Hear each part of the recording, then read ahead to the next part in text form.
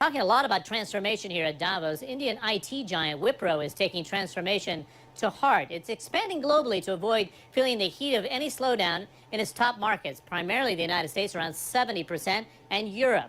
I asked Wipro's chairman, Azim Premji, if he's worried about the pace of their recovery right now.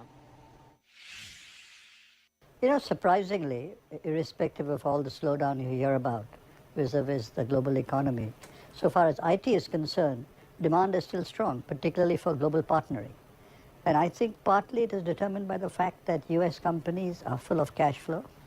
They've established relationships, they're growing those relationships with global companies, and they're willing to invest in transformational projects and keep the lights on projects. So though discretionary income may have come down, discretionary spending may have come down, it gets counterbalanced if you can create business with them and variabilization. In a sense, you're trying to be part of the solution, buffering them against the downturn as they go into emerging markets. Is some of this investment that they're making with Wipro going overseas into other markets for growth?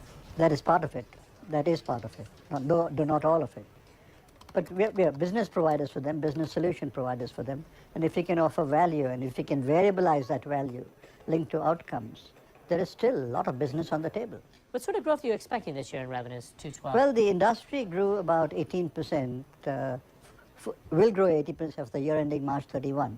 If you go back to 2011, industry grew about 18%.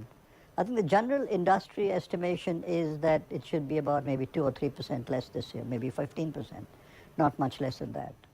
I find it fascinating that your exposure to the West is still very high. You have business in India. Are you moving east or moving south to developing countries for innovation projects there that will drive your future growth, or is it too premature? No, some of our highest growth markets are outside the Western world, including India, including the Far East, including the Middle East. And what we are doing is very, very significant reverse innovation in India, custom made to the domestic requirements of the emerging markets.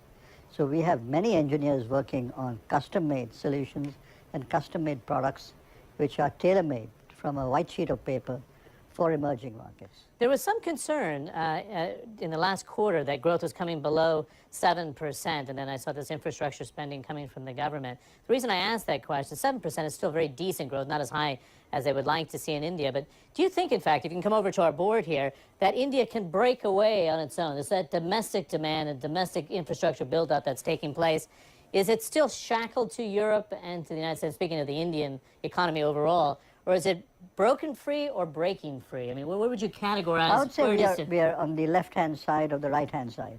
Oh, right. So you'd be right almost here. A little more on the right. More on the right. So you're breaking free as a demand. We'd be somewhere around here. Oh, really? So you're further along in this cycle than most would have anticipated. Right. And this is a domestic demand that's driving that sort of solution. So this is far different than 2008 when we saw the sharp decline. Mm-hmm. Great. Thanks for joining us.